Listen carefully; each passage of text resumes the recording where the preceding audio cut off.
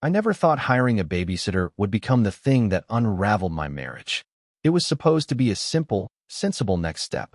My wife and I both worked full-time, and after juggling a rotating door of part-time nannies, sitters, and guilt trips from her mom, we finally agreed to look for someone consistent, someone who could handle our 5-year-old twin boys. At first, we made a list together, wrote down our expectations, screened some online profiles. Normal stuff. CPR certified, experience with kids, non-smoker, ideally someone local. But when it came time to set up interviews, she suddenly changed her tone. "I'll handle it," she said. "I'm better at reading people anyway." I blinked. "What? I thought we were doing this together." She shrugged, casually stirring her coffee. "You hate interviews. You always get awkward." That part was true, I did. But this wasn't about me. "Still, don't you think we should both meet them? I'll narrow it down. You can meet the finalists," she said, flashing that smile she used when she wanted to shut something down without starting a fight. And just like that, I was out of the loop. A week later, she announced she'd hired someone. Her name was Maddie. Late teens. Soft-spoken. Had tons of experience and excellent references. But when I asked to see the resume or her background check, my wife waved me off. "It's locked in the home file," she said. "You don't need to worry. She's great." We had a locked cabinet in the hallway, mostly filled with tax forms and legal junk. I'd never needed to touch it until now. "Can I see it?" I asked. She paused, then said, "Why don't you just trust me for once?" That stung, and maybe that's why I let it go. For the first couple weeks, everything seemed fine. Maddie arrived after school, helped the boys with their snacks, watched cartoons with them, played board games. She was polite, punctual, and patient. Honestly, the boys adored her, and I had no reason to suspect anything was off. Until I got home early one Wednesday. I walked in the front door and expected to hear the usual chaos. Nerf darts flying, Nickelodeon blaring, that kind of thing. But the house was quiet. Too quiet. I called out, "Hello." No answer. I peeked into the living room, empty. The kitchen, spotless. Then I heard a voice from the backyard. I stepped outside and found Maddie sitting on the swing set, phone pressed to her ear, pacing while the twins played with chalk near the fence. I didn't mean to eavesdrop, but I caught a few fragments before she noticed me. "No, she doesn't know. I swear, he's just a backup." She looked up and froze when she saw me. "Hey," I said with a smile, pretending I hadn't heard a thing. "Everything okay?" She stuffed her phone into her hoodie. "Yeah, just, checking in with my mom." Odd choice of words. My mom, not a mom. And her voice had a slight tremor, like someone who'd just gotten caught. I nodded and headed back inside, but something nagged at me. Her posture, the tone of her voice, the way she turned her body away like a kid hiding something behind their back. Later that night, I asked my wife again about Maddie's background. "She's fine," she said, brushing her hair at the mirror. "Why are you suddenly so obsessed with this?" "Because I don't like feeling in the dark," I replied. "You said she had references. Can I see them?" She sighed. "You're being paranoid. I'm being a parent." She slammed the brush down and glared at me. "You've never trusted my judgment." That wasn't true, but I could tell the conversation was over. At least for now. Still, I couldn't let it go. That weekend, while my wife was at yoga and Maddie was off, I decided to take a peek at that locked cabinet. I knew where she kept the key, taped to the underside of her jewelry box. I'd seen her retrieve it before. I opened the drawer, found the key, and knelt in front of the cabinet. Click. Inside were all the usual suspects: tax folders, mortgage papers, medical files. I dug around until I found a folder labeled Childcare 2025. Inside was a single sheet of paper. Maddie's resume. It looked normal, too normal.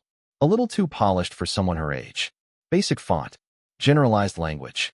The references available upon request line made me chuckle. Who still used that? But what caught my eye wasn't on the resume. It was something scribbled in the margin. A note in my wife's handwriting. "Do not mention Facebook or last name." That stopped me cold. Why would she write that? I slipped the resume back in place, closed the cabinet, and returned everything exactly how I'd found it. That night, after my wife fell asleep, I grabbed my laptop and started digging. I didn't know Maddie's last name yet, but I remembered that she once wore a hoodie from Lincoln High School, the next town over. So I searched the school's Facebook alumni groups, yearbooks, student awards, anything. After an hour of scrolling, I found a post from one of my old classmates. A woman I barely remembered named Sierra. She was posting pictures from her daughter's senior prom. One of them caught my eye.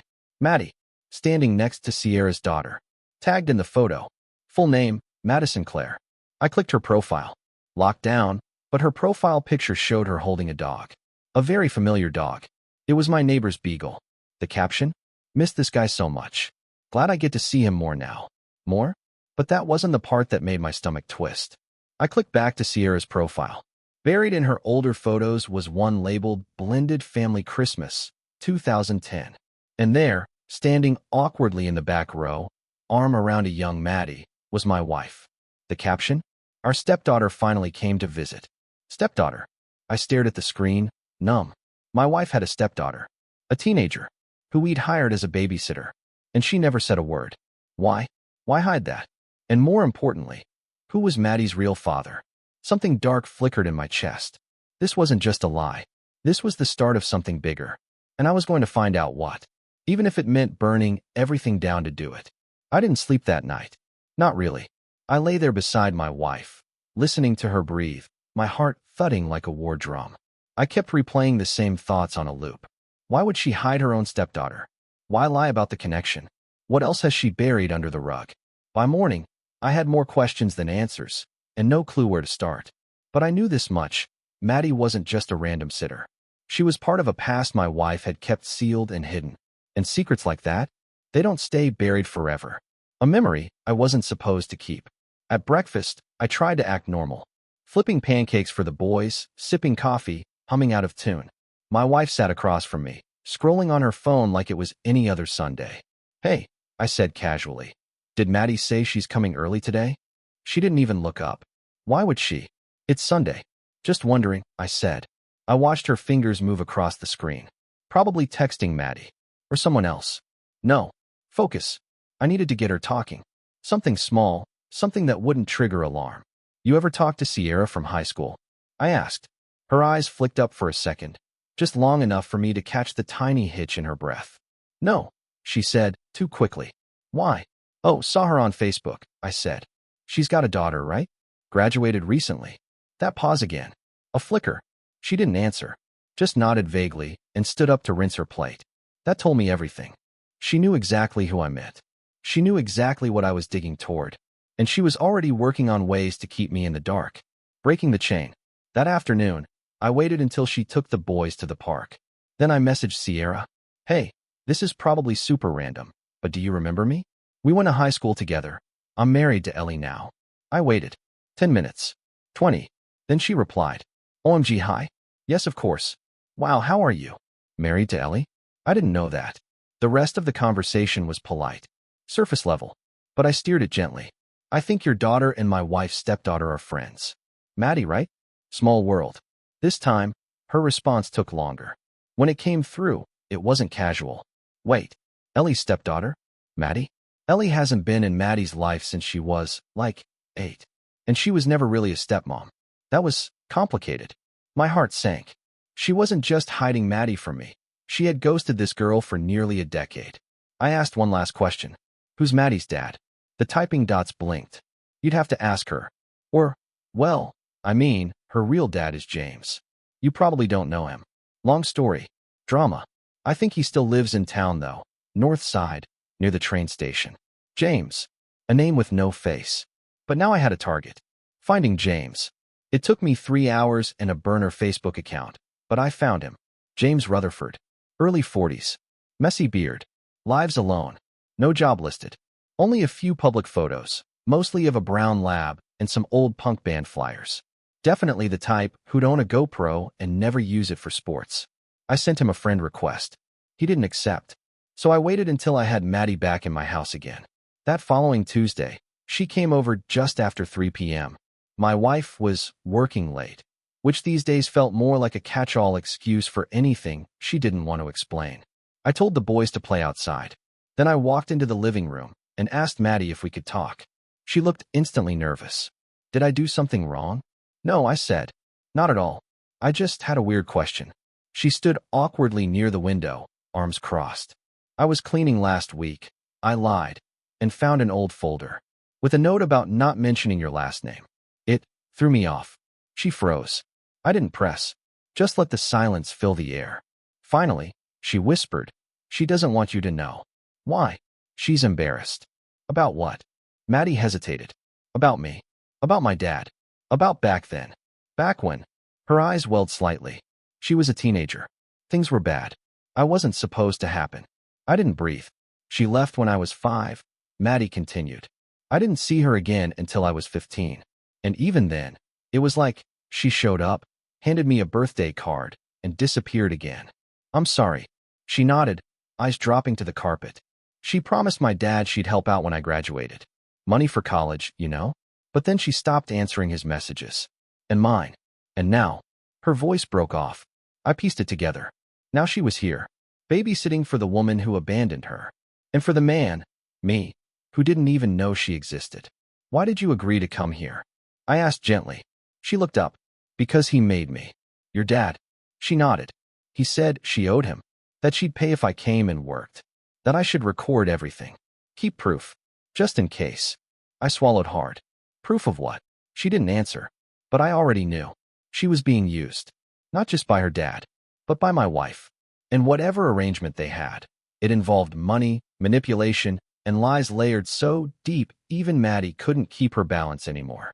The final thread. That night, I got James's address. And I showed up. He lived in a dingy apartment behind a laundromat.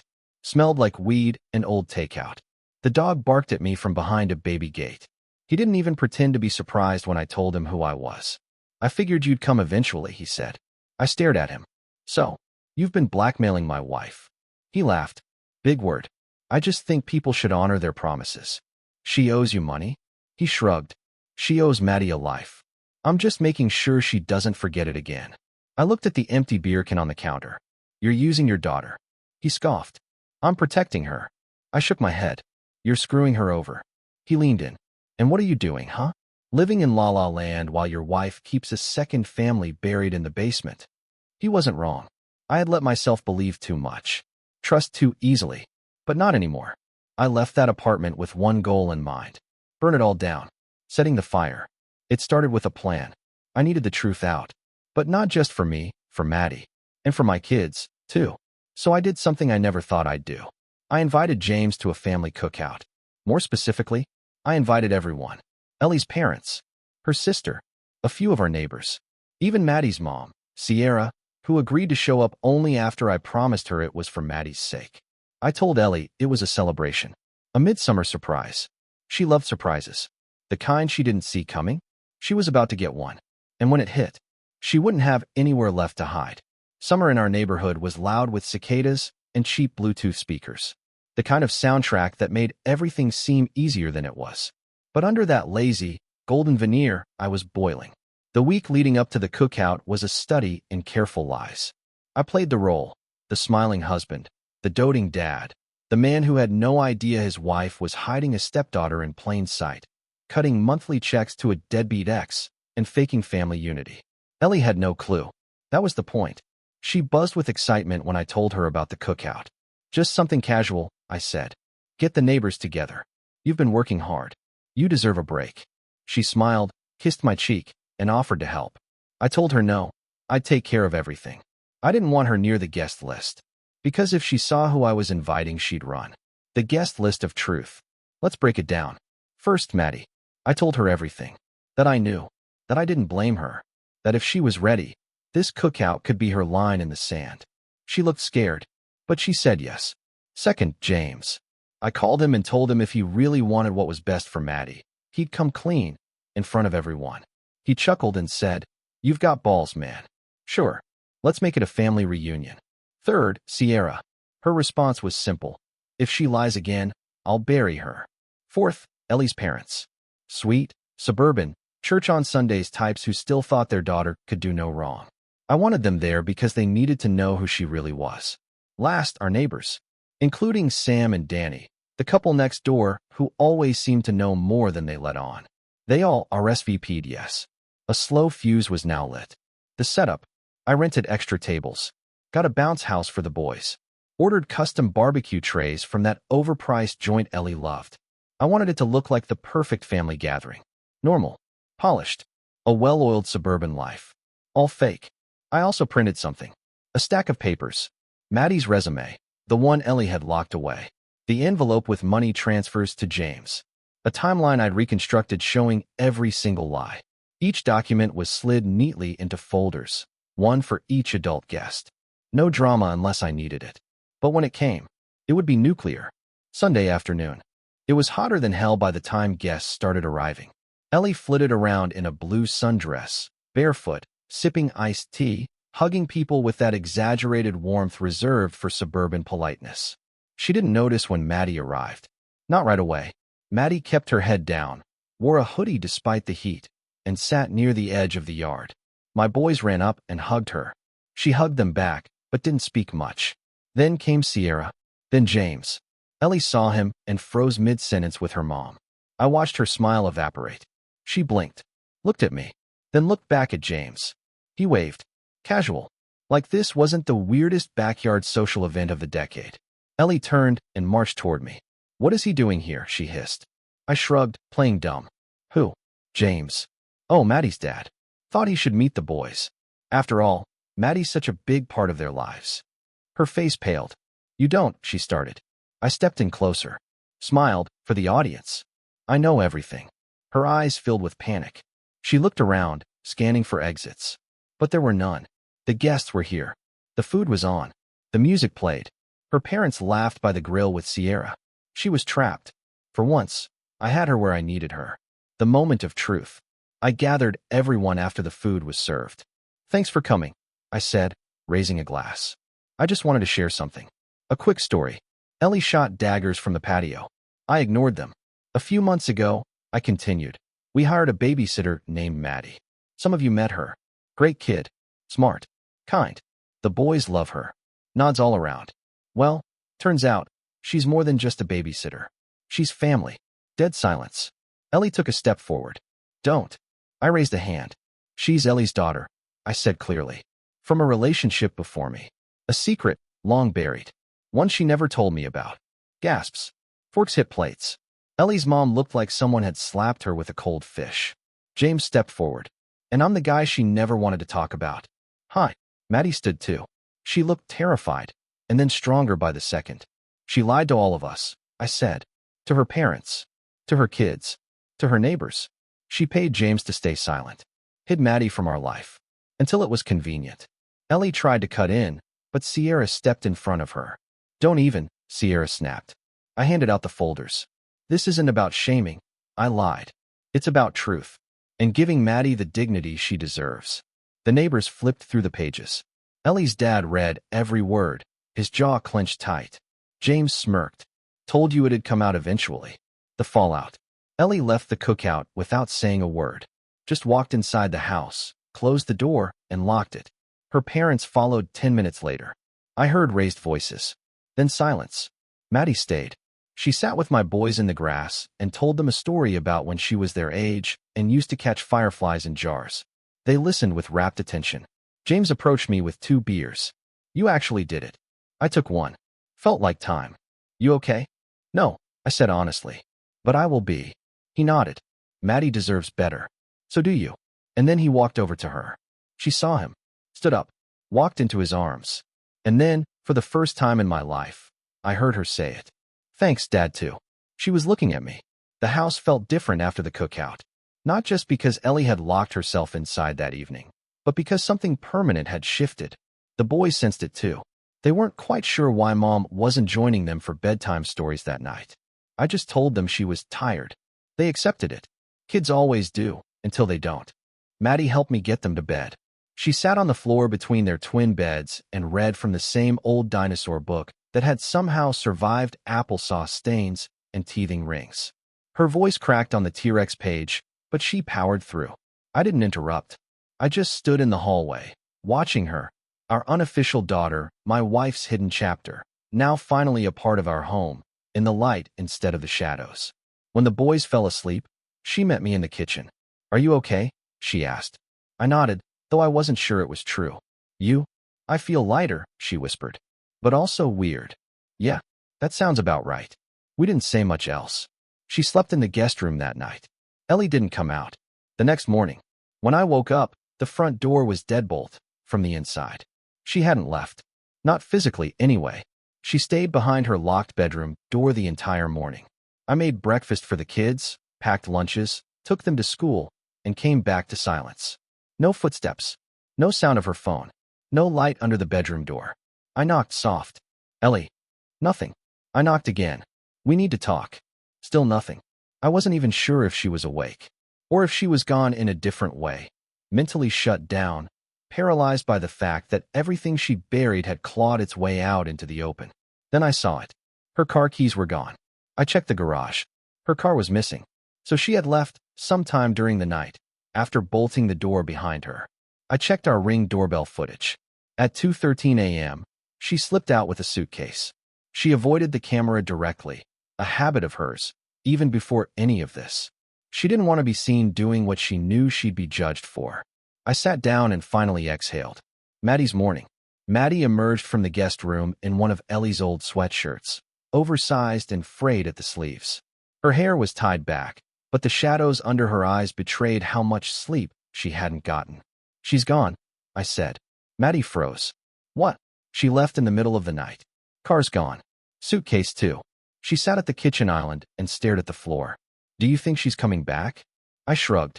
I think she doesn't know what to do when she's not in control. She's never really known me, Maddie murmured. Only pieces. She still called you her daughter when she told her friends about family stress, I replied. Just never told me about you. Or your dad. Or the payments. Maddie's eyes welled, but she wiped them fast. It's not your fault. Doesn't feel like that matters. We sat there, eating cold toast, staring at each other like survivors after a storm. Letters and lies. Later that afternoon, I found the envelope on the kitchen table. My name in her handwriting. Inside, a letter. Kyle, I don't know what to say, so I'm writing instead. I'm not proud of how I handled things. I thought I was protecting you from something messy. From a mistake I made when I was 16 that I never really got over. I know it doesn't excuse what I did, or what I didn't say, but please understand, I never wanted to hurt you. I'm staying at my sister's. I need time. Maybe you do too. Tell the boys I love them. And tell Maddie. I'm sorry. Ellie. I folded the letter and slid it into the drawer with the measuring spoons. Time. Sure. But not the kind she thought she deserved. The phone call that changed everything. That evening, my phone rang while I was folding laundry. Unknown number. I almost didn't answer, but something in me said I should. Hello. Is this Kyle Patterson? Yes. This is Officer Reyna with the 9th Precinct. I'm calling because your name came up as an emergency contact. My heart stopped. What happened? We had a report of a verbal domestic disturbance at the residence of a Meredith Lane. Your wife was there. No arrests were made, but she appeared agitated and under emotional stress. She listed you as her husband. I just wanted to confirm you were aware of her whereabouts and that she was safe. She left 2 nights ago, I replied. We haven't spoken since. There was a pause. If you see her again, encourage her to seek counseling. That's all I can say. Click. The silence after that call felt louder than anything I'd heard all day. Confession over tea. That night, Maddie and I sat on the patio. She had tea. I had whiskey. I don't know what to feel, I admitted. Part of me wants to forgive her. Another part wants to erase her name from everything. Maddie stared into her cup. She made me feel like I was a burden. You were never that. She kept my baby pictures in a shoebox in the garage. Not in albums. Not on walls. A shoebox. Like I was a reminder she wanted to forget. I didn't know what to say, so I didn't. Maddie kept going. James wasn't a saint. He wasn't always sober. But when he got his act together, she wouldn't let him see me. Said it would confuse things. She controlled the narrative. I muttered. Until now. She set her cup down and looked at me. I'm not going anywhere. If you'll let me stay. I didn't hesitate. You're home, Maddie. Her eyes shimmered. Thanks, Dad, too. That one phrase had more honesty than a decade of Ellie's promises. Ellie's last move. The next morning, I got an email from Ellie's lawyer. Subject, custody and mediation request. Attached were 3 PDFs. She wanted partial custody of the boys. She wanted spousal support. She wanted the house. I stared at the screen, jaw slack. She lied. She ran. She hid. She got caught. And now? She wanted to negotiate like this was some civil, mutual misunderstanding. I poured a fresh cup of coffee. Then I opened a new document on my computer. Title, Kyle Patterson, timeline of deceit. I wasn't going to scream. I wasn't going to fight her in public. I was going to be surgical. Every receipt, every transfer, every hidden file, every statement she ever made that contradicted itself, I would log it, date it, link it. If she wanted war, I'd give her the quiet kind. The kind that leaves nothing behind but ink and finality. The first thing Ellie did, even before calling the boys, was change her profile picture.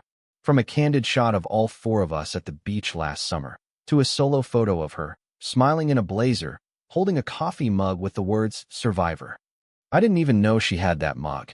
I only noticed because Maddie was scrolling Facebook while waiting for the laundry to finish and muttered, "Oh, come on," like someone who'd seen this trick before. "What is it?" I asked. She turned the phone to me. The caption said, "Sometimes starting over means facing old mistakes. Growth is messy. Healing is louder than shame." 2 likes. 1 comment. From her sister, "Proud of you, Red Heart." Maddie rolled her eyes. "She always paints herself as the one who survived you, not the other way around. She's laying the groundwork," I muttered.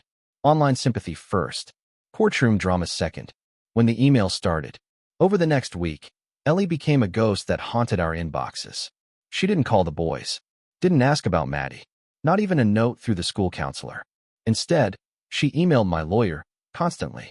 Requests, revisions, claims. She wanted to keep the house because the twins had emotional attachments to their rooms. She wanted me to co-sign a loan she'd already qualified for on a new car, the one she claimed she needed to drive Maddie to therapy. Maddie, by the way, had zero interest in going anywhere with her. She also claimed I'd interfered with a fragile mother-daughter reconciliation. That part made me laugh out loud. She hadn't spoken to Maddie in 12 days. And the last conversation they had was a 6-word text from Ellie. "You've made your choice. Goodbye." The legal firestorm. My attorney, Davis, was an older guy with a face like a bulldog and the charm of a courtroom chess player. He didn't rattle. Not easily. But even he raised an eyebrow at the packet Ellie's team submitted. "This isn't just a custody bid," he told me one afternoon. "It's a narrative war." "What do you mean?" "She's not trying to win custody. She's trying to win the perception of the divorce. The branding, if you will." He slid the document across the table. I skimmed through lines like, "Respondent's recent behavioral instability, including inviting non-immediate family members to shared domestic spaces without consent." That was Maddie. And an alleged cookout ambush involving a previously undisclosed biological parent. That was James. Raised questions about respondent's judgment and household safety for minor children. I looked up. "She's calling me unstable?" Davis gave a tight nod. "It's not about proving it. It's about planting it." She lied. For 17 years. She hid a child. Hid payments. Hid a whole other life. She's banking on the fact that you stayed. That juries and judges think. If it was that bad, why didn't he leave sooner? It's an old tactic, but effective. I felt a cold throb behind my eyes. This wasn't a marriage anymore. It was a crime scene, and she was staging it. Maddie's truth. That evening, Maddie found me in the garage. I was standing by the old tent, the one Ellie insisted we keep even though we hadn't been camping in 5 years. I was debating whether to toss it or burn it. Maddie held out her phone. "I think you need to see this." It was a video. Grainy. Recorded years ago. A child's bedroom. Ellie's voice off screen. Maddie, maybe 10 or 11, sits on the bed, clutching a stuffed giraffe. "But why can't he come to school plays?" Ellie's voice answers, tight and clipped, "Because he's not a real dad. He's a mess. And if people see him with you, they'll start asking questions. Do you want to be the girl with the felon father?" Maddie flinched in the video. "I just wanted him to see my drawing. You want to end up like him? Keep crying. Otherwise, grow up." The video cut off. I stared at the paused frame.